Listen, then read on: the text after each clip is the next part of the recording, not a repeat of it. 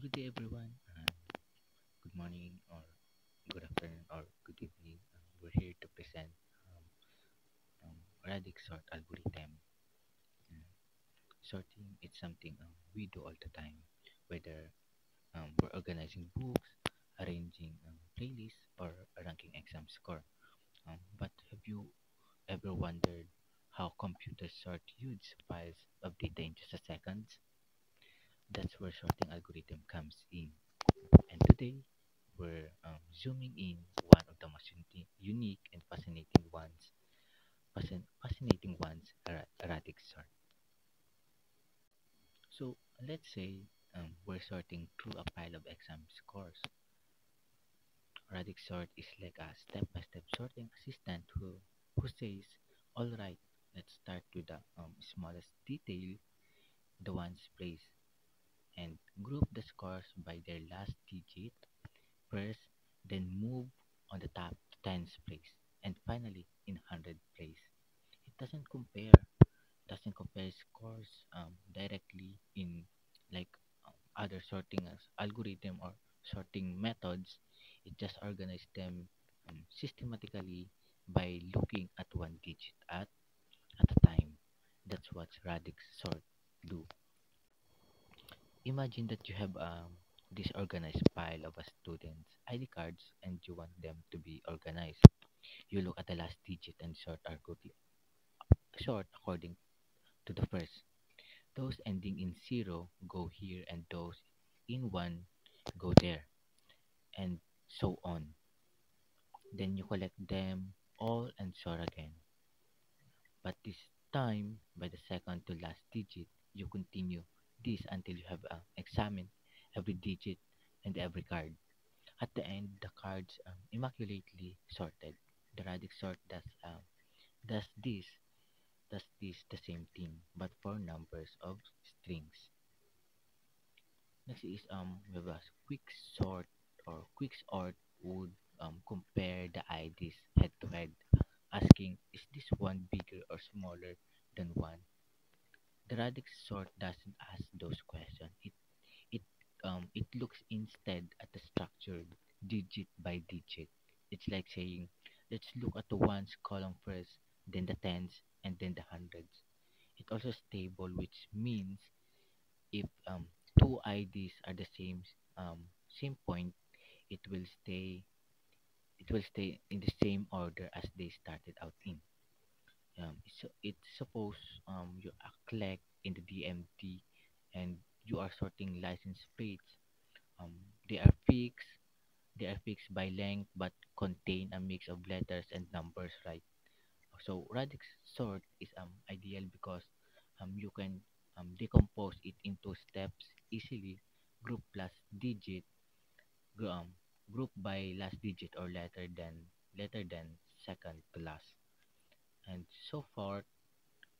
It's also great for sorting dates in logs or even organizing phone number in a dictionary. So um, commonly, radix sort is something um, more on organizing in any form of sorting algorithms.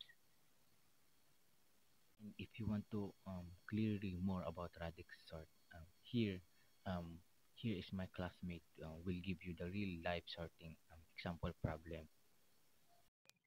Here's a real-life example using a radix sort. So imagine this. You're part of a school committee responsible for organizing the final exam scores of 500 students for graduation ceremony. These scores range from 0 to 999, and they need to be sorted from lowest to the highest to determine scholarships and recognitions. Sorting such a large dataset might seem daunting, but let me show you how Radix Sort can make this task easy and efficient. So here's the scenario. The scores are jumbled and look something like this. Sorting this manually or using basic methods could make a lot of time.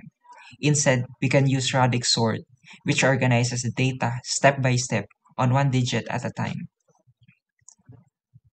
So first, we sort the scores based on the ones placed, the least significant digit. we group the numbers based on their last digit. So here, numbers ending in 0, numbers ending in 2, numbers ending in 3, numbers ending in 6, numbers ending in 8, numbers ending in 5. After grouping, you build the list. So here's the output. So 10, 2, 22, 356, 745, 598, 98. So next, we move the tens place. Again, we group the numbers based on the digit in the tens place. So here's numbers with 0 in the tens place, numbers with 1 in the tens place, numbers with 2 in the tens place, numbers with 3 in the tens place, numbers with 4 in the tens place, and so on and so forth.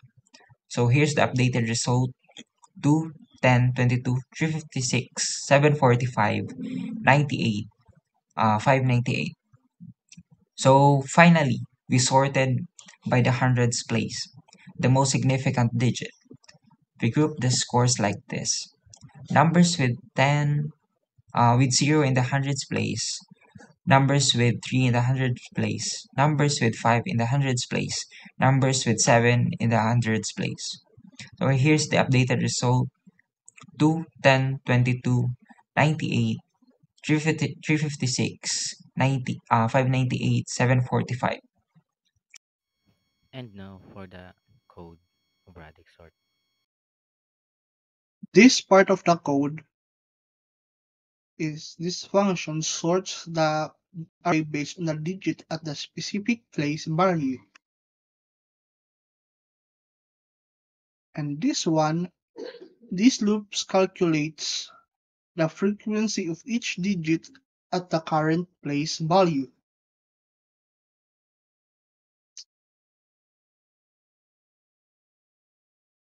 This one updates count so that it stores the cumulative positions of a digit in the output array.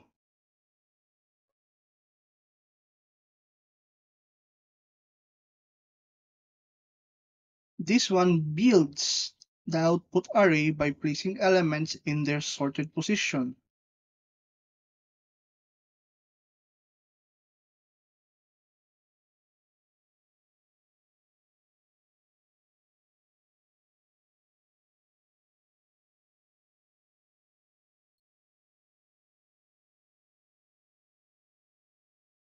This one copies the sorted numbers from the output array back to the original array.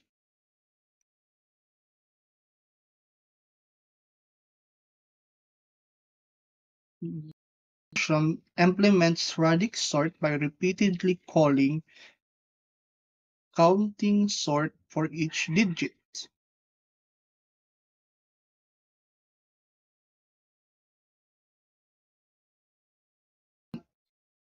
It sorts the array by each digit, starting from the least significant digit to the most significant.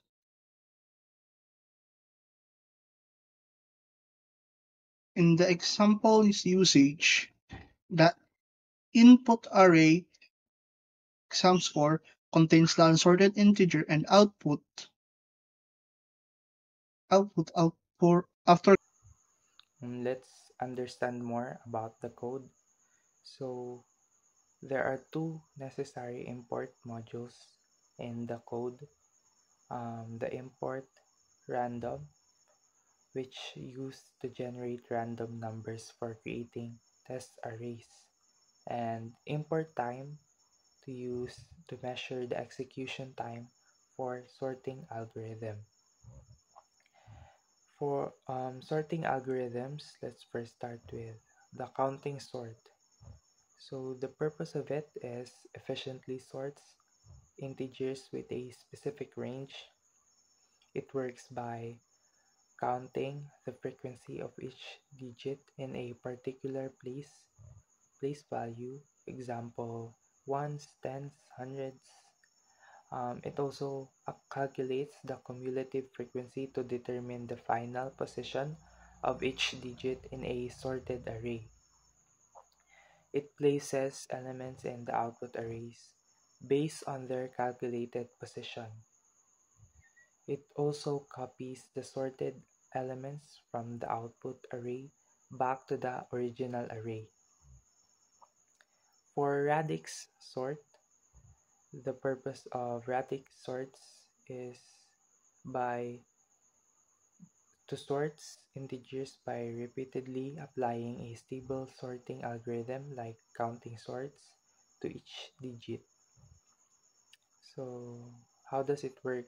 It works by iteratively sorts the array by each digit starting from the least significant digit. It also uses counting sort to sort the array based on the current digit. It also uses an iterative process where it repeats the process for each digit until the array is fully sorted. Lastly, for quick sort, the quick sort is a divide and conquer algorithm that recursively partition the array into smaller subarrays. It chooses a pivot element, often the middle element. It also divides the array into two subarrays, elements less than the pivot and elements greater than the pivot. Recursively sorts the two subarrays. For generating random arrays, it creates a list of size random integers within the specific range. We also have measuring execution time. It records the start time before sorting, and it also records the end time after sorting. It also calculates the elapsed time by subtracting the start time from the end time. So again, radix sort is efficient for integers with a limited range, especially when the range is smaller than the number of elements. For quicksort, generally efficient for various data types and has an average time complexity of O open parenthesis n log n close parenthesis. However, its performance can degrade to O open parenthesis n raised to 2 close parenthesis in worst case scenarios. The choice of the best algorithm depends on factors like data distribution, range of values, and specific use cases. By understanding this concept and the code implementation, you can effectively analyze and performance of different sorting algorithms and choose the most suitable one for your specific needs. That's all, guys. Thanks for watching this video.